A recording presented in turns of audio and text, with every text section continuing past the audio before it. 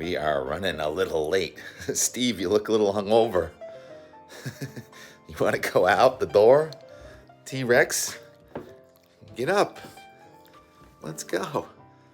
You won't even come down the stairs? All right, I guess you get a ride today. You're playing injured, right? That injury from last summer was all my fault. We do have good excuses to be late this morning, don't we, T-Rex? Are you eager to start the day, though? I know it's a little late. It looks kind of gray out there. We've got 53 degrees at 9:29, May 5th, commonly known as Cinco de Mayo. Tide is high, and so are spirits. What a sporting day yesterday. The weather wasn't too slow either, but the Kentucky Derby was the best 150th running of the Kentucky Derby, and it was worth the wait. Mystic Dan by a nostril. That was fun. And, of course, the Bruins game. But we come here for the weather, right? We go out the door. We're doing the weather first. We've got a layer of stratocumulus clouds. That is a low cloud. It's kind of like fog, but it's just not touching the ground. Look at that very interesting wake. Everything goes in waves. And we've got a boat that just left the wake, and that's a wave. And we are sort of in between warmer air trying to come at New England. Most of the eastern part of the United States has been in a warm wave this week, and there's been a cold wave west and much colder across Canada. And the elephant in our forecast room this week has been the high pressure to our north. Now, that 1041 high way north has finally dissipated. But guess what we have this morning? We have a 1032 high over southeastern Canada, Newfoundland, Labrador, and New Brunswick. And what is wind? Air moving from that high into low pressure going west of New England today. And so we have multiple fronts. A front is a boundary in weather where the wind from the south over New York meets the wind from the southeast over the water near Cape Cod, where it meets the wind from the northeast over Maine. And that has resulted in a fairly chilly morning. Here's the temperature map at about 8:30 or so. Mostly in the 40s. The blue numbers are also the dew point. So the dew point also in the 40s. So that's where you get your low clouds, and it's a humid day. But just off to the east, on the satellite imagery, there's some drier air. You can see the blue sky right there. So that high pressure system is kind of blocking the rain from coming into eastern and southeastern New England. So it's dry, high pressure system, but it's not going to win. The low pressure system is going to win, and we're going to have rain showers crossing. It's been raining most of the morning this morning in Vermont, and Jay Peak, last day of skiing today. Sugar Bush, well, maybe not. Jay may try and open again next week. Sugar Bush, last day of skiing today. And Sugar Loaf, last day of skiing today. Sugar Loaf still with 45 trails, just amazing. And, of course, Killington's going to keep on going for weeks. I'm not sure about midweek, but yesterday from the snow department, Chris Lewis went up to Mount Washington and sends back this imagery. Skiing, you got to make tight turns, and then the skiers above you shed snow that looks like fluid, looks like liquid coming right down. Thank you, Chris Lewis, for representing. And while we're in the snow department, let's talk about what's happening on the west coast right now. Palisades, Squaw, is still open, and this morning they're talking about 26 inches of snow in the last 24 hours, perhaps a record 24-hour snowfall for the month of May in the Tahoe region of California. And so that's anomalous cold. And then across the southeastern United States, we've had anomalous warmth, and the battle on the warm side has resulted in just devastating floods. I don't have all the imagery, but I'm just looking at these numbers. And that area near Trinity, Texas, we talked about a couple of days, was crossing 20 inches of rain for the week.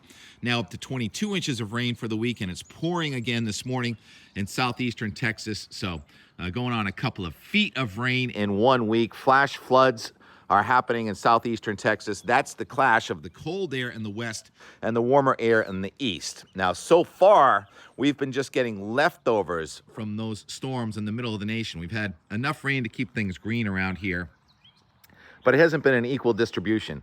Well, we're going to keep things green again with these showers going by today and tonight, and And I haven't even looked at it, but here's the NAM showing the rain today, mostly across western and northern New England. And then tomorrow, technically it's a cold front coming through here, but the wind is going to come from the west, so most of us should warm up. And where there's sunshine, you're going to have those billowing cumulus clouds and a chance of a shower or even a thunderstorm tomorrow. Should hit 70. And we've been on a streak of great Tuesdays. Tuesday is looking fabulous. I could cut to the chase on what's going to happen afterwards by showing this all-encompassing Sterling, Massachusetts, kind of a nice central location for a forecast of New England in general. You know, when you make a New England forecast, you can't do every town. So the way I did it when I was on TV, I just picked one kind of, I picked Nashua, New Hampshire. Sterling is a little elevated, much like Nashua, and it's representative of a lot of what's going to happen here. You see the little warm wave there coming in for Tuesday in the 70s, and then, oh my goodness, there's a wave of chill and wet weather coming at us the middle of the week. Now, it's not going to rain all the time, Wednesday, Thursday, Friday, Saturday, Sunday, but it is going to be a wave train of low-pressure systems coming along the northern edge of the warmth and the advance of new cold that's going to come east. T-Rex, please. All right. Yeah, one of the reasons we're late is because T-Rex starts barking about 4:45. He woke us up. The T-Rex alarm went off at 4:45, came back to bed, woke us up again at 5, came back to bed, woke us up again at 5:30. And then for some reason, he lets us sleep from 5:30 to about 6. And that's when I get on, start doing my weather. So I've actually been studying the weather for 3 hours. Let's go to let's go to grab Steve because he's about to take off across the neighbor's yard. So what do we hook him up to? What do you want to be hooked up to, Steve? You want to be hooked up to this rail over here like you were the other day? Oh, yeah, and incidentally, a factual error I made last week. The Kents did not have tracks all the way up into the yards. The tracks actually came off the beach and just to a bulkhead that was down there. And so sorry, I was looking the other way while I was hooking up Steve. Steve, always something to distract me, isn't it? So the boat stayed down there, but there was a system to get the masts up the hill. And anyhow, all right, let's go. Oh, lilacs. The lilacs are in bloom. Now, this is a baby lilac, so I haven't really taken that good a care of it, but I think that the shrubbery is going to be outstanding this summer, especially the hydrangea with all the water and the lack of a really serious freeze last winter. All right, here is the big picture. Let's go to the big picture. The storm that's bringing the snow to California has left California now. It's going to bring snow to it looks like many of the mountainous states of Montana, Idaho, Wyoming. And here in the east, we have our front that's coming through tonight and tomorrow, and then we're going to have high pressure. Then that storm in the west is going to go to about North Dakota, and watch it kind of stall there in North Dakota. At that time, we have a boundary between new cold in eastern Canada and warmth in the eastern United States, and that low is going to shed little waves of low pressure that are going to ripple along the front from the Midwest to right over New England. With the next batch of rain coming in here, it looks like a little bit Wednesday or so. So Tuesday is the pick of the week. And then on Thursday, now the front, the hot air is trying to come north and running into the cold air. It's going to be a really tight temperature and pressure gradient. And I think we're going to be on the north side of the front. So our air will likely come from the northeast. It doesn't look like that strong of a wind. But aloft, there's going to be a tremendous amount of wind, and that's going to be lift, and that's going to be showers and thunderstorms, especially it still looks like Thursday late and Thursday night into Friday, and maybe we catch a break over the weekend. It looks a little different than it did yesterday, huh? When we had that 540 right over New England. Now it looks like a low that races east of us on Saturday kind of leaves us in no man's land on Sunday and Monday of next weekend, with still that 540 is close, and a chance of showers and mixed snow and rain showers in our mountains. But you see over the northern plains there, now we're getting out to day 10. And it's a week and a day or two past tomorrow in the northern plains. Now you have very cold air and chance of a snowstorm there in the northern plains in southern Canada. And all this leads to a lot of water across the nation. First, let's go to the QPF, Quantitative Precipitation Forecast. How much rain is due? Still raining in Texas and the Mississippi River Valley. Tomorrow is going to be an extreme severe weather day again from Texas to Oklahoma and Kansas. Strong storms, flooding rains, and tornadoes tomorrow. And we're going to get sort of the leftover of that energy coming at us on Wednesday, and that's going to go through, and then we may get a break in the Central Plains, but already a tremendous amount of precipitation. And then here it comes here Friday, into Saturday, heavy rains, and then kind of lingering moisture over Sunday, Monday. So the coast-to-coast precipitation is just off the charts. The only place not really getting any rain is the southwestern United States. So flooding is going to be a huge issue next week. And it's not just rain. It looks like New England comes in the 2 to 3 department, but whenever you get convection like that, you know there'll be some spots at 4. So we really don't have to water our lawns and gardens coming up here this week. And then if you look at the snow, how much snow is going to fall? We were talking about some snow here next weekend, but it's really focused there in Montana, Wyoming, Idaho, the high elevations of Washington and Oregon. A lot of snow considering this is the second week of May, especially. So this is going to be week 25 in a row of North America snow. And you can see in the east, it's mostly north of Maine, although there are some freckles of snow here in the New England area next weekend. So maybe Jay Peak will keep skiing next weekend. All right, so that sums up our weather. As for yesterday and our and more, of course, I love watching the tulips, so we'll have an animation of the tulips opening yesterday. Everything's a sporting event for me, especially the weather. There's no start time or stop time with the weather. It's an everyday, all the time thing.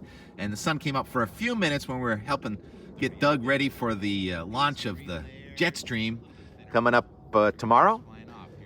And of course our animals, and Janet was at the hockey game, so what a goal. Was it Lindholm to Pasternak? And he just threw it against the boards. Pasternak picked it up and scored in overtime for a absolutely thrilling Bruins win. I know I can't really lift the television coverage, but so our Enmore, quite a May the 4th be with you day, Kentucky Derby day. That means whiskey. Bruins mean beer. And today's Cinco de Mayo, that means tequila. It's a drinking, sporting weather weekend. Talk to you tomorrow, if I can get out of bed. 7:30, temperatures rising through the 50s. The sun is getting higher by the second. This is my second attempt to make a video of the tulips opening. They didn't open between 7 and 7:30. Birds are singing. Gorgeous start. Nicest weather in New England right now, right here in Weymouth, Massachusetts.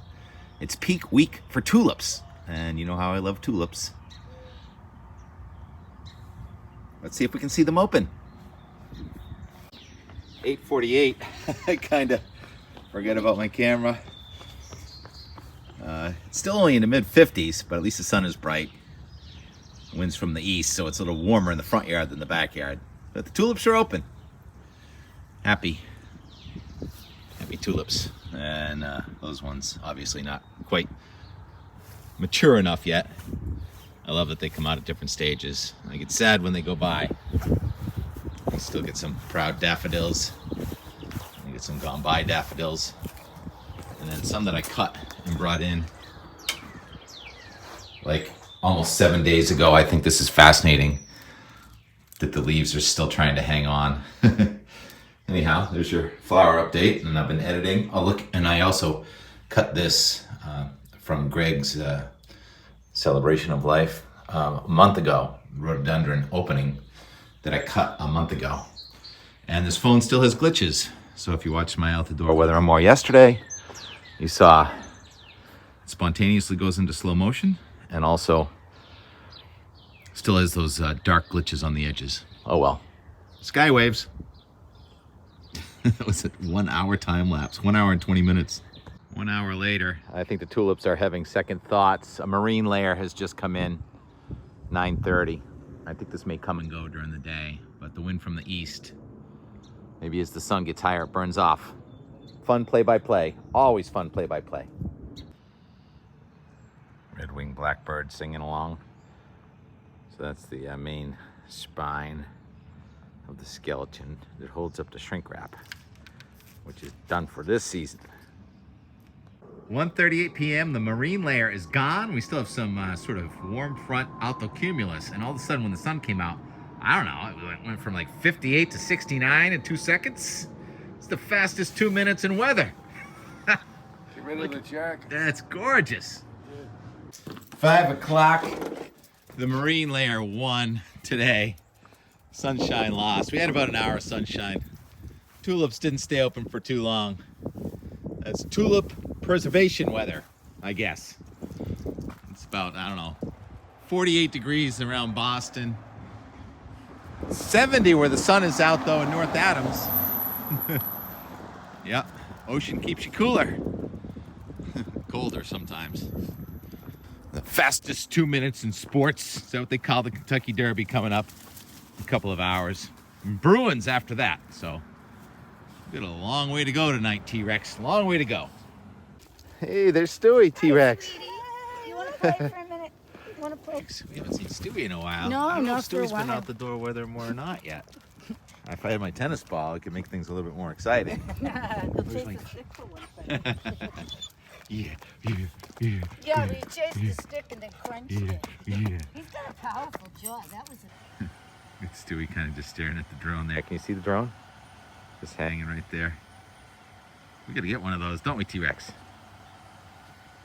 Neat. Where'd you go? All right, it's cool. Tricks. Horsies.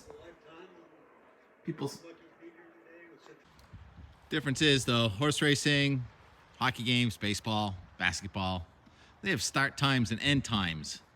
There's no start time and end time on the sport of weather watching. Tell us, Steve, how do you feel about which cloud is going to win going towards the horizon this evening? Is it going to be the cloud that blocks the sun, or the cloud that's going to allow the sun to peek through that layer right there and give us a spectacular sunset? What? Mum's the word. It's a little shy today. A little camera shy. Okay, we'll just watch.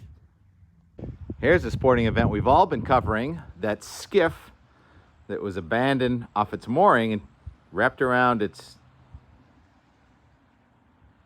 There's a skiff underwater right there, and its leash wrapped around its mooring line, corkscrewed. Martha Stewart's here, of course. Hi. If I talk over it, maybe I won't get a copyright infringement from NBC and the Kentucky Derby. But this is kind of fun. I know nothing about horse racing, but I love horses. And it's an American tradition spectacle. And the clouds and rain is missing to the north. I love marching bands. It's my favorite part.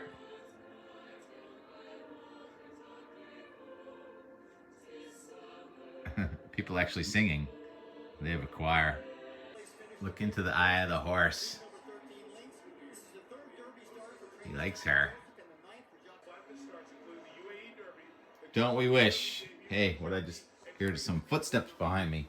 Oh, Mitt's here. For the game? The Bruins aren't for an hour. He matched the Bruins. But we get horse racing in a moment. Mitt just came for the company. Doesn't care who wins the race. Trying to get himself an out the door weather and more. Superb marketing, if nothing else. Makes me want to get some Woodford whiskey. What's your beverage of choice, Mitt? Water. Are you ready, Mitt? Turn around, you're missing it. It's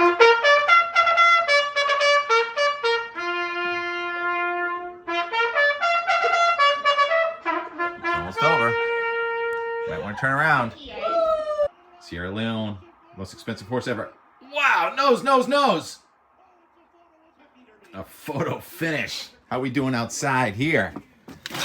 On our sunset. Is the sun going to get below the cloud? That's the most important sporting event. Oh yeah, and the Bruins too. We have a long way to go tonight. Next up, the black and gold. The black and gold over Beantown. Bruins hosting the Maple Leafs. What's it going to be? It's going to be another horse race.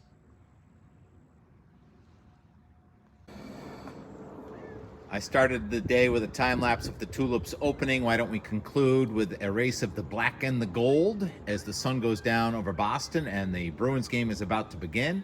I'll do a little time lapse here, and then we'll conclude with the finality of the Bruins game, which who knows what it's going to be.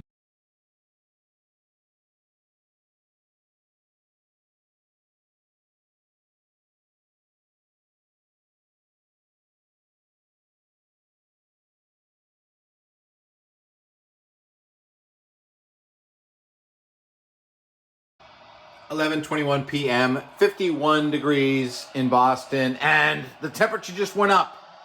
Oh my goodness. Game 7 ends 11:21 p.m. Different than last year. Breathe.